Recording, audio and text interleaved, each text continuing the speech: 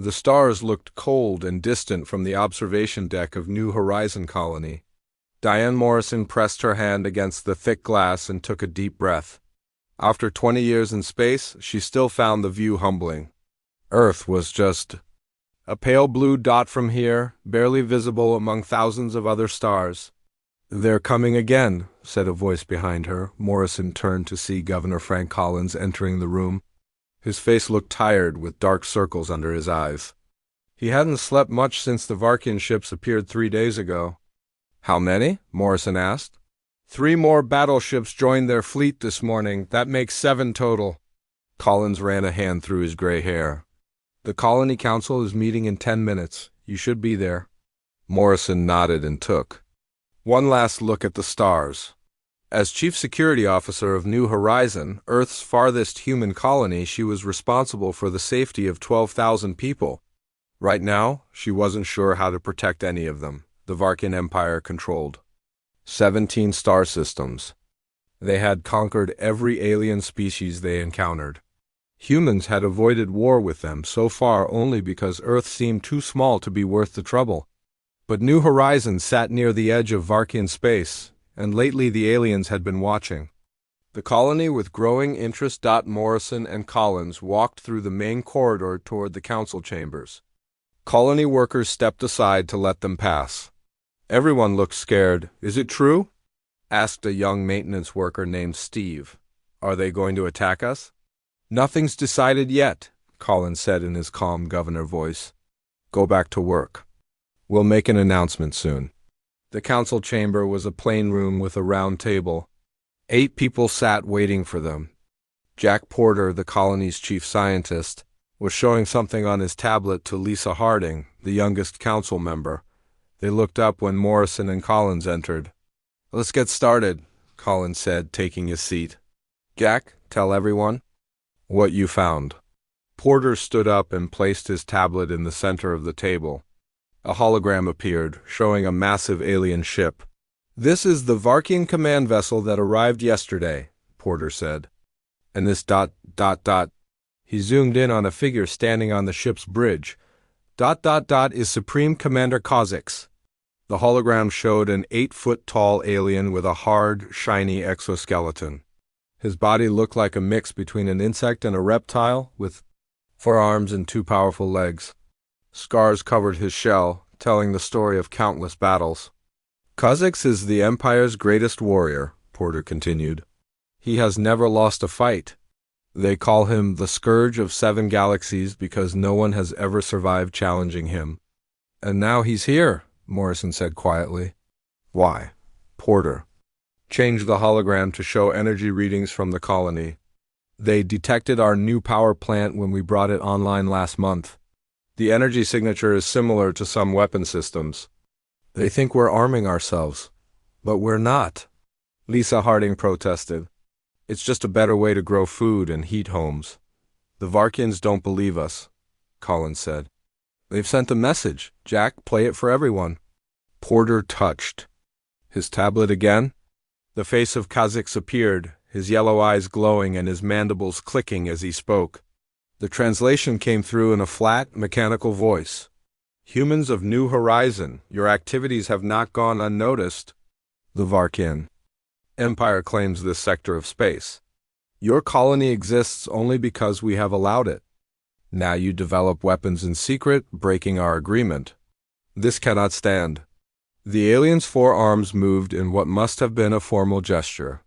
"As is our tradition when facing a new threat, I, Supreme Commander Kha'Zix, issue the challenge of dominance. Send your greatest warrior to face me in combat. If your champion wins, we will recognize your right to this world.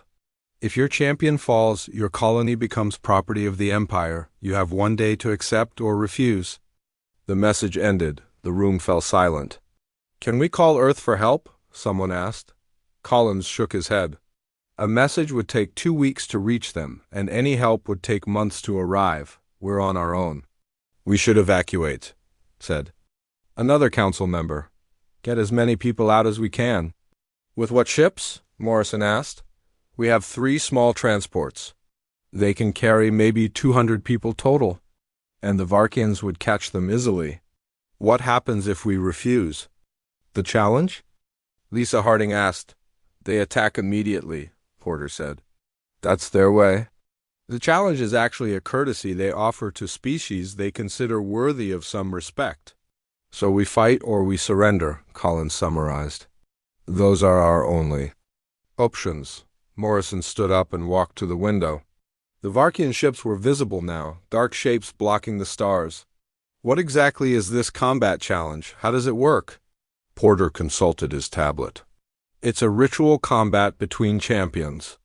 No projectile weapons, but melee weapons are allowed. The fight continues until one party surrenders or dies. And Kha'Zix has never lost? Morrison asked. Never, Porter confirmed. He's personally killed 43 champions from different worlds. His species has natural armor and strength 3, times that of a human. Plus, he's been fighting wars for longer than any of us have been alive. Morrison took a deep breath. I'll do it. The room erupted in protests. Collins raised his hand for silence. Diane, you can't be serious. It would be suicide. We don't have a choice, Morrison said simply. I'm the most qualified. I served 15 years in the Marines before taking this job. I've trained in zero-G and low-gravity combat, and frankly, no one else here stands even a slight chance. No one here stands any chance, Porter corrected, including you. I'm sorry, but it's true, Morrison nodded. Maybe, but I won't know until I try. And if I refuse, we all die anyway. She turned to Collins. Send the message. Tell them I accept the challenge. Collins looked around the room. No one offered an alternative. Finally, he nodded. All right. I'll inform them. The combat will likely take place tomorrow. As the council members left, Porter stayed behind with Morrison. I'll get you everything we have on Varkian physiology. Maybe we can find a weakness. Thanks, Morrison said. I'll need all the help I can get. Later that night, Morrison stood alone on the observation deck again, watching the alien ships. A soft voice came from behind her. Are you scared? Morrison turned to see Lisa Harding standing in the doorway. The young woman looked like she had been crying. Yes, Morrison admitted. I'd be stupid not to be. Then why do it? Lisa asked. Morrison looked back at the stars. Because sometimes the only way to win is to change the rules of the game. She smiled slightly. The Varkians have never fought a human before. Maybe that will be enough to make a difference. The colony's with you, Lisa said. Everyone's. Her by now, they're saying prayers, making good luck charms. Morrison nodded. Tell them I appreciate it. Now go get some rest. Tomorrow will be a long day for everyone. As Lisa left, Morrison remained at the window. The Empire's greatest warrior was out there, preparing to kill her. She would need more than luck to survive. She would need to show him something he had never seen before. She would need to show him what humans were really made of. The morning came too quickly. Morrison woke before the alarm, her body tense and ready. She had slept in her uniform, knowing every minute today would count. On her desk sat the files Porter had sent last night, everything they knew about Varkian. Biology and fighting tactics. Morrison studied the diagrams showing Varkian weak points. There weren't many. Their exoskeletons covered most of their bodies, with only small gaps at the joints. Their forearms gave them advantages in close combat, and their reflexes were twice as fast as a human's. The files confirmed what she already knew. In a fair fight, she didn't stand a chance. Then it won't be a fair fight, she said to herself. Knock at her door interrupted her thoughts. Jack Porter entered, carrying a black case. Did you sleep? He asked. Morrison shook her head. Not much. What's that? Porter placed the case on her desk and opened it. Inside was a thin, dark blue bodysuit. It's not much, but it might help, Porter said. The material absorbs and disperses impact. It won't stop a direct hit from those claws, but it might turn a killing blow into just a bad wound. Morrison lifted the suit. It felt lighter than she expected. Does it restrict movement? No, it's designed to move with you. We've been developing it for workers in the mining sector, but this is the only prototype. Thank you, Morrison said. She appreciated that Porter didn't offer false hope or empty encouragements, They both knew the odds? There's something else. You should know, Porter said, lowering his voice. I've been reviewing the records of previous Varkin combat challenges. In every case, the fight lasted less than 10 minutes. Kha'Zix overwhelms his opponents with speed and strength. Morrison nodded. Makes sense. Why drag it out? But that's just it, Porter continued, his eyes lighting up with the excitement of discovery. Varkians evolved as ambush predators. They're designed for explosive bursts of energy, not endurance. Their metabolism burns incredibly hot during combat, but they can't sustain it for long periods. Morrison understood immediately. So if I can survive the initial attack, he'll start to slow down, Porter finished. I can't promise it will be enough, but it's something. A new voice came from the doorway. It's time. Governor Collins stood there, his face grim. Their shuttle is waiting to take you to the combat. Location. Morrison grabbed the suit and nodded to Porter. I'll see you both when this is over. Collins looked like he wanted to say something meaningful, but only managed, good luck. An hour later, Morrison stood on the surface of a small moon, orbiting the colony's planet. The combat arena had been prepared, a circular area 100 meters across, marked with glowing boundary lines. The ground was hard-packed dirt and rock, brought in by the Varkians to create a neutral battlefield. Morrison wore the protective suit under her uniform. She had been allowed to bring no weapons. Around the arena, floating platforms held observers from the Varkin ships and a small group from the human colony. She recognized Collins, Porter, and Lisa Harding among them. A low horn sounded, and the crowd fell silent. From the opposite side of the arena, a large shuttle landed. The door opened, and Supreme Commander Kha'Zix emerged in person. He was even more intimidating than in the hologram. He stood nearly 8 feet tall, his exoskeleton gleaming with metallic blue-black colors. Scars crisscrossed his shell, telling stories of countless battles. He wore no armor. His natural protection was enough, but carried ceremonial markings, painted in red across his chest. All 4 of his arms displayed different weapons: a curved blade, a spiked club, a chain with a weighted end, and a short spear. The Varkian walked to the center of the arena with the confidence of someone who had never known defeat. Morrison walked forward to meet him, aware of how small she must look in comparison. They stopped 3 meters apart. A translator drone hovered between them. I am Kha'Zix, Supreme Commander of the Varkian Empire, Conqueror of the 17 systems, Scourge of 7 galaxies. The alien's words came through the translator in flat tones. I have ended the lives of 43 champions. You will be the 44th. Morrison looked up at the towering alien. I am Diane Morrison, Chief Security Officer of New Horizon Colony. I'm here to change your mind about humans. The Varkians. Mandibles clicked in what might have been amusement. Your species sends a female to die? I expected more from creatures who have resisted us this long. Morrison didn't respond to the taunt. She had expected this. Porter had warned her that Varkians use psychological tactics before combat. A Varkian official approached with a small device. The combat will continue until surrender or death, the translator conveyed. Leaving the arena constitutes surrender. There will be no interference from outside. Begin at the signal. The official moved away and raised the device. A piercing tone rang out across the arena. Kha'Zix moved with shocking speed for his size. One moment he stood 3 meters away, the next he was swinging the spiked club directly at Morrison's head.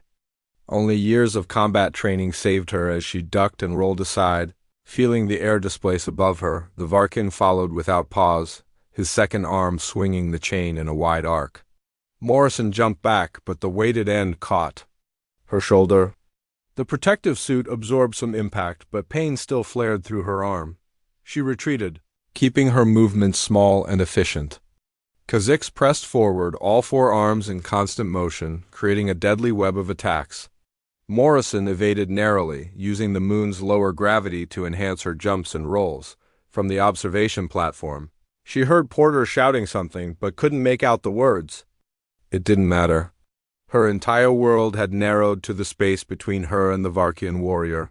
The patterns of his attacks, the seconds between strikes. 10 minutes passed. then 15. Morrison had several cuts and bruises where glancing. Blows had landed, but she remained on her feet, constantly moving. For the first time, she noticed Kazakh's breathing had changed, becoming heavier, more labored.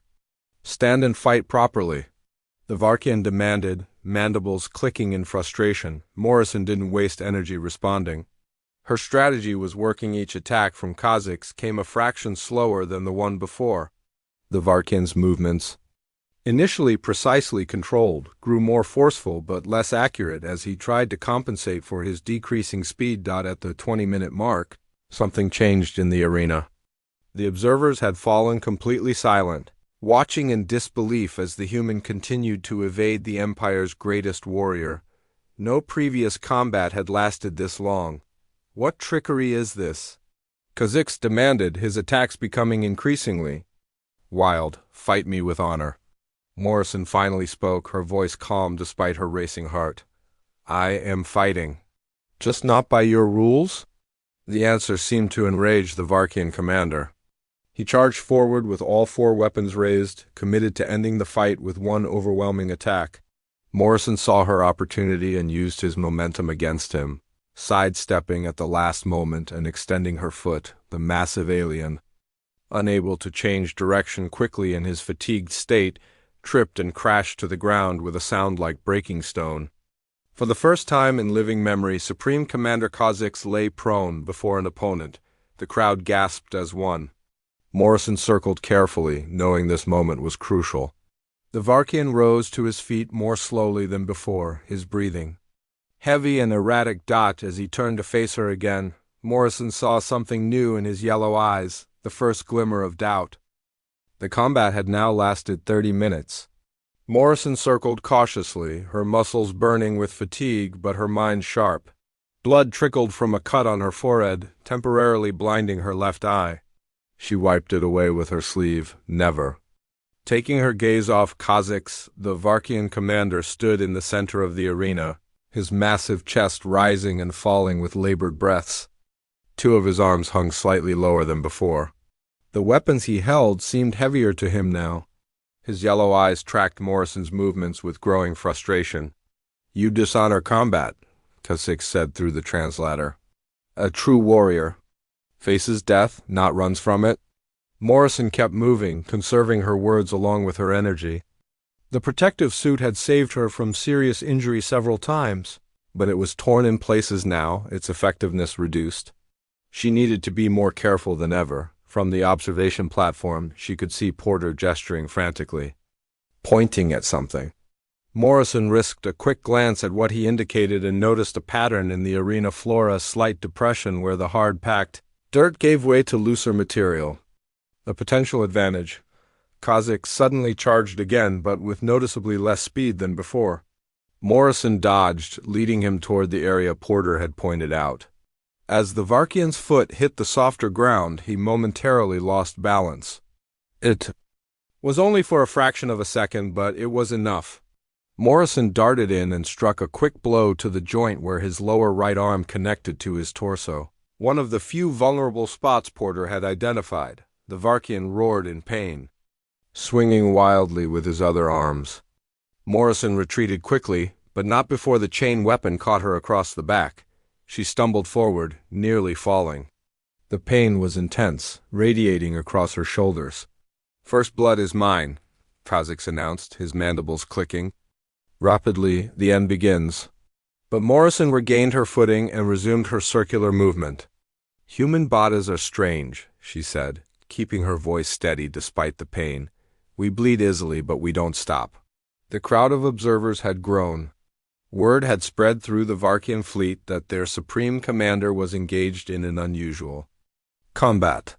Now hundreds of aliens watched from various platforms, their attention fixed on the unprecedented spectacle of a human lasting this long against their greatest warrior. An hour into the combat, the dynamic had visibly shifted. Kazakh no longer charged continuously. Instead, he tried to conserve his energy, waiting for Morrison to make a mistake. His natural advantages were fading as fatigue set in something no previous opponent had lived long enough to witness. Morrison had her own problems. Her right ankle throbbed from a near miss that had caught her as she dodged. Her left arm had limited mobility after blocking a strike. Every breath sent pain through her bruised ribs. But unlike Kazakhs, humans were built for endurance. Thousands of years ago, her ancestors had hunted by simply following prey until it collapsed from exhaustion. That ancient strategy was now her only hope. "Your colony will still fall," Kazakh said, attempting to bait her into attacking. "After I kill you, I will personally oversee its destruction." Morrison recognized the tactic. "If you were winning," she replied calmly, "you wouldn't need to talk." The response triggered something in the Varkian commander. With a roar that echoed across the arena, he launched into a new attack sequence, abandoning his more methodical approach. Morrison had seen this before in human opponents. When skill and strength begin to fail, anger takes over. She used his renewed aggression against him, leading him in circles, making him waste precious energy. Each attack that missed left the Varkian more unbalanced, more frustrated, and more tired. By the 90-minute mark, something unprecedented occurred. Kazakhs dropped one of his weapons, the spiked club, simply to relieve the weight from his exhausted arm. A murmur ran through the watching crowd. Never had their supreme commander been forced to such a concession. "What are you?" Kazakhs demanded, his translator struggling to convey the complex emotions in his voice. "No species has ever lasted this long." Morrison allowed herself to stop for a brief moment, catching her breath. "We're human," she said simply. "We endure." On the observation platform, Porter was explaining something to the governor and other officials. Morrison caught fragments. Evolved as persistence hunters. Marathon runners can maintain activity for hours. Kazakhs heard it too. The Varkian's eyes narrowed as he processed this new information. For the first time, doubt seemed to give way to something else, a grudging realization. "Your species hunts by exhaustion," he said, not as a question, but as a dawning understanding. Morrison nodded. "When we couldn't outfight the stronger animals, we learned to outlast them. It's in our blood." The combat entered its second hour. Kazakhs had abandoned another weapon, the chain leaving him with only the curved blade and spear. His movements had slowed dramatically, his once lightning reflexes now dulled by fatigue. Morrison was injured and exhausted too, but she maintained her steady pace, her breathing controlled. The crowd had fallen completely silent, witnessing something none had ever seen. Their undefeated champion struggling not against superior strength or skill, but against an entirely different kind of opponent, one whose victory came not from killing blows but from simple persistence. During a brief pause in the combat, a Varkian official approached the edge of the arena. "Commander," he called out, "you may withdraw with honor. This unusual combat has satisfied the ritual requirements."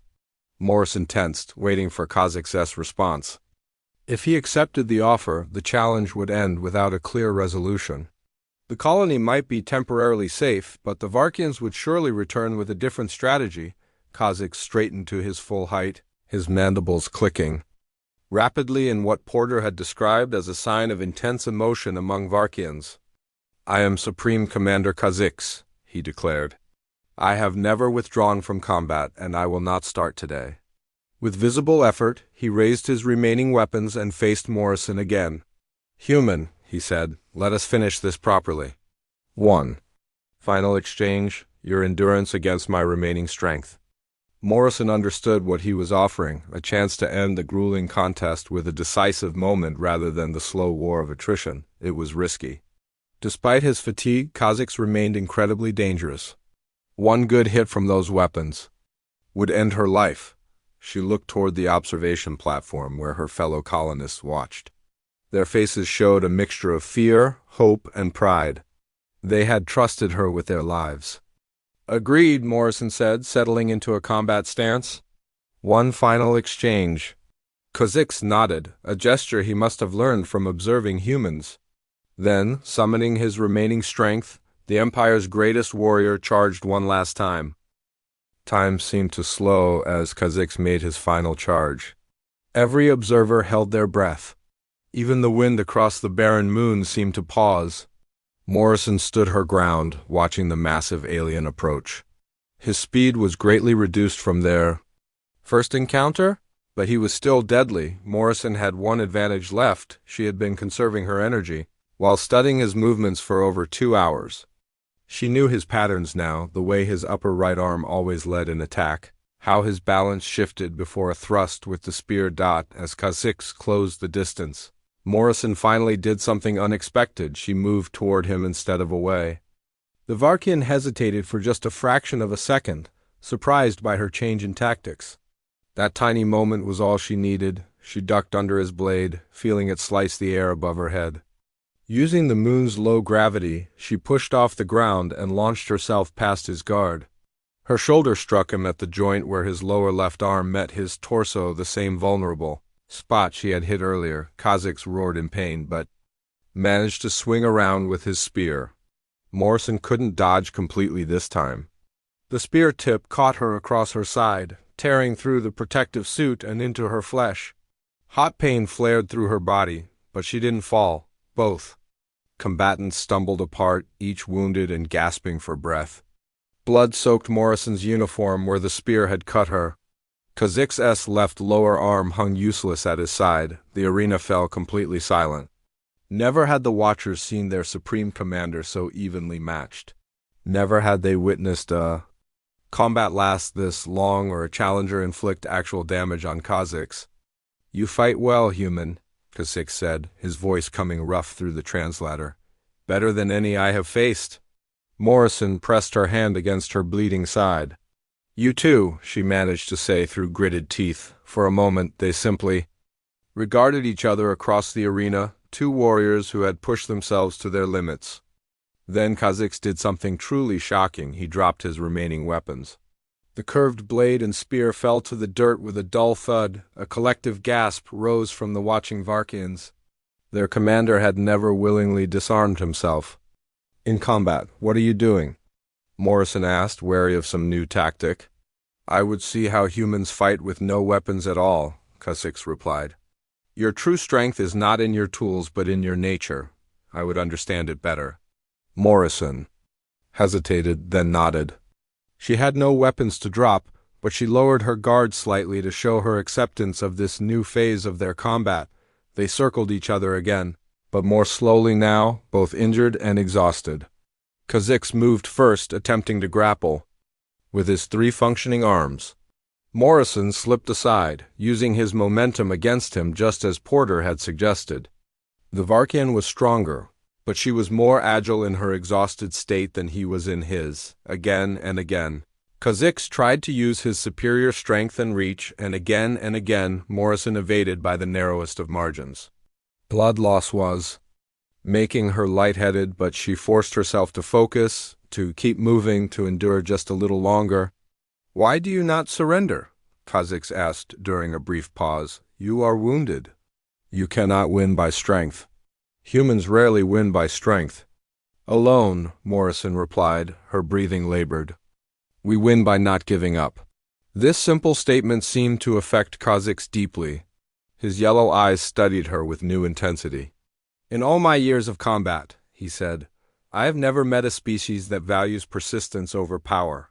It is not without merit." From the observation platform, Governor Collins and the others watched in amazement as the combat transformed from a deadly duel into something more like a philosophical exchange, still physical, still dangerous, but with a growing undercurrent of mutual respect. The third hour of combat began with both participants moving more cautiously. Morrison's wound continued to bleed, leaving dark patches on the arena floor. Kha'Zix's exoskeleton had lost its shine, now dull with dust and fatigue. Yet neither would yield. Then came the moment that would later be recorded in both human and Varkian histories. As Morrison dodged another grappling attempt, her injured ankle finally gave way. She fell hard to the ground, unable to catch herself in time. Pain shot through her side as her wound hit the dirt. Kha'Zix stood over her, his massive form blocking out the stars above. By all Varkian combat traditions, this was the moment of victory, the moment to end his opponent's life. The arena fell silent. Even the translator drones seemed to hover more quietly. Every observer waited for the killing blow that would end this unprecedented challenge. Instead, Kha'Zix stepped back and extended one of his upper arms toward Morrison. Confusion rippled through the watching crowd. No one, human or Varkian, could understand what they were seeing. The Empire's greatest warrior was offering his hand to a fallen opponent. Morrison looked at the extended limb, then up at Kha'Zix's face. She saw no deception there. Only a genuine gesture she never expected from a being known throughout the galaxy for his ruthlessness in combat. Slowly, wincing with pain, Morrison reached up and grasped the offered hand.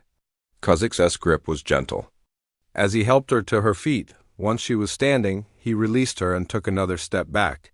Then, to the astonishment of everyone watching, the Supreme Commander of the Varkian forces lowered himself to one knee before her.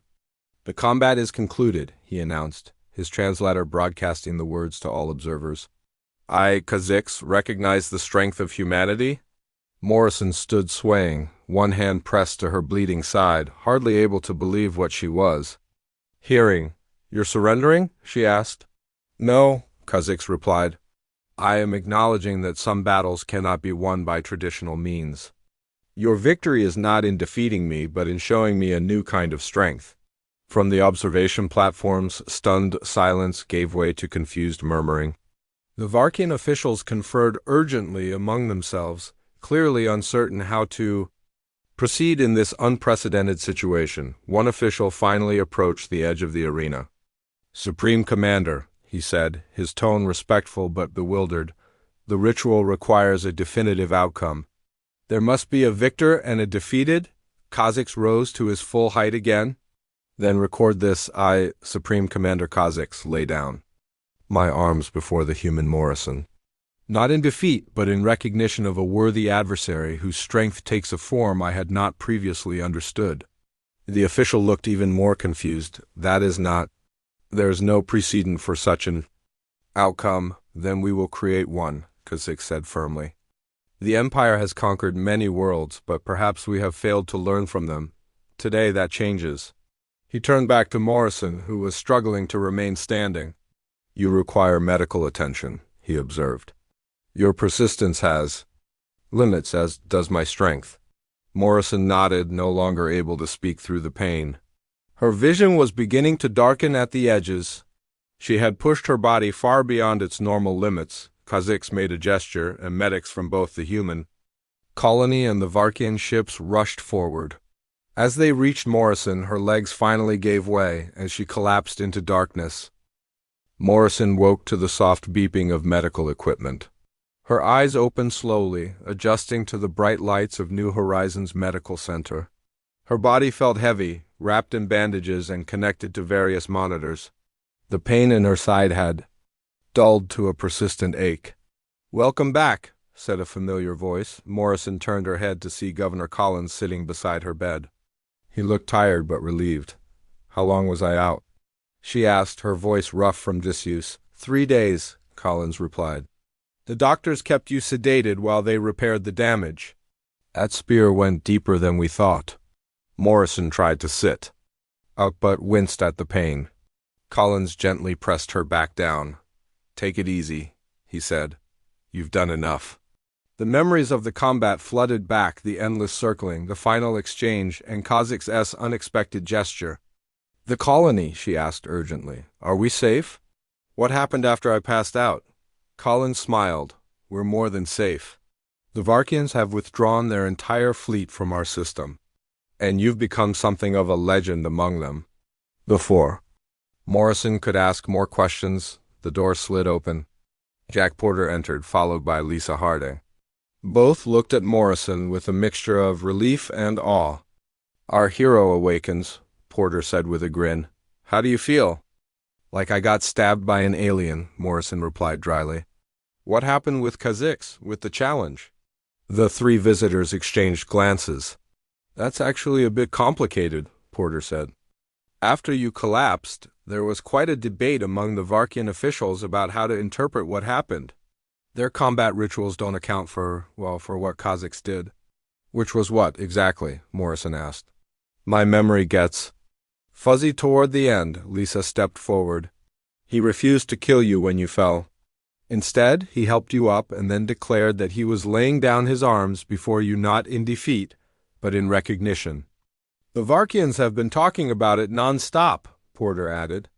Apparently, nothing like this has ever happened in their history. Their warriors either win or die trying. The concept of mutual respect without a clear victor is completely new. To them, Collins nodded. While you were recovering, we've been in constant communication with their fleet.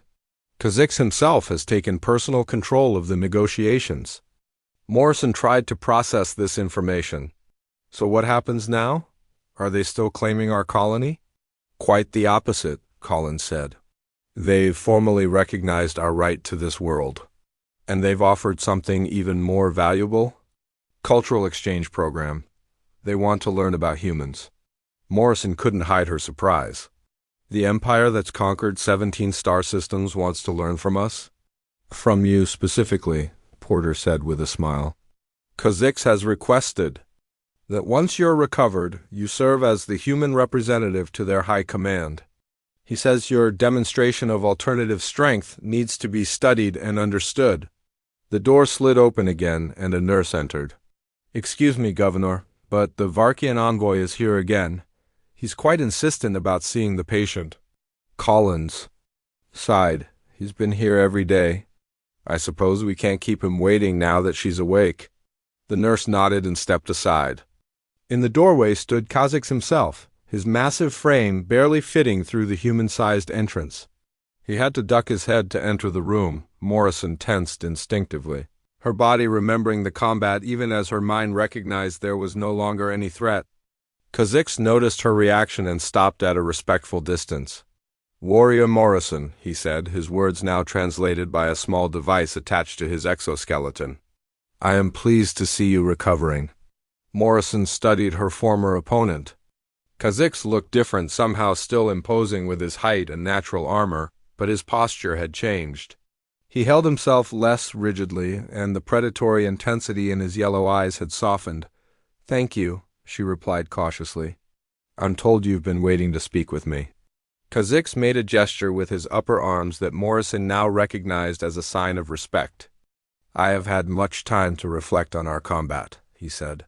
In all my years of warfare, I have never encountered a species like yours. He moved closer to her bed, his movements deliberate and non-threatening. Varkians value strength above all. Else, we believed this made us superior to other species. But you showed me that strength takes many forms. I just did what humans have always done, Morrison said. We endure. Yes, Kha'Zix agreed. Endurance, persistence, adaptation, these are strengths my people have overlooked in our pursuit of domination. He paused, seemingly choosing his words. Carefully, I have made a decision that has shocked my people. I have resigned my position as Supreme Commander. Everyone in the room stared at him in surprise. Collins was the first to find his voice. Why would you do that? Because I can no longer lead as I once did, Kha'Zix explained. I cannot order the conquest of species who may have strengths we do not recognize. I cannot see other worlds only as targets for expansion, he turned back to Morrison. I have requested permission to remain here, among humans, as the first Varkian to study your ways. The High Command has reluctantly agreed, though they consider it a form of exile. Morrison couldn't believe what she was hearing. You want to live among us? After we fought? Because we fought, Kha'Zix corrected. In those hours of combat, I learned more about humanity than I could have through years of observation. You did not defeat me with superior weapons or tactics. You showed me a different path, one where victory does not require the destruction of one's opponent. A week later, Morrison stood on the observation deck of New Horizon Colony, watching as the last Varkian ship departed. Her wounds were healing. Well, though the doctor said she would always carry the scars, she didn't mind. They were reminders of what she had accomplished. Kha'Zix stood beside her, his massive form creating a stark contrast to her human silhouette. He had been assigned quarters in the colony and had spent the past days learning human customs with surprising enthusiasm. Your people will return to their conquests, Morrison said, watching the ship shrink to a distant point of light. Perhaps, Kha'Zix acknowledged, but not as before. My actions have caused much debate within the Empire. Some warriors now question whether strength alone should determine our path. And what do you believe? Morrison asked. Kha'Zix was silent for a moment, considering. I believe that in laying down my arms I gained something greater than any victory. Understanding. The Empire has conquered many worlds, but we have never truly understood the species we subjugated. That was our greatest weakness, though we did not know it. Lisa Harding entered the observation deck carrying a data tablet. She had been assigned as Kha'Zix's guide to human culture. Ready for your history lesson? She asked the former commander. Kha'Zix made the gesture of respect that he had adopted. I am eager to learn more about how humans overcame their limitations. As the two left, Morrison remained at the window, gazing at the stars. News of what had happened at New Horizon was already spreading to other human colonies and beyond. The story of how the Empire's greatest warrior had challenged a human and laid down his arms forever would change how species viewed each other throughout the galaxy. Sometimes, the greatest victories came not from defeating an enemy, but from turning them into something else entirely, a friend, a student, an ally. Morrison smiled. That was the true strength of humanity, not just to endure, but to transform.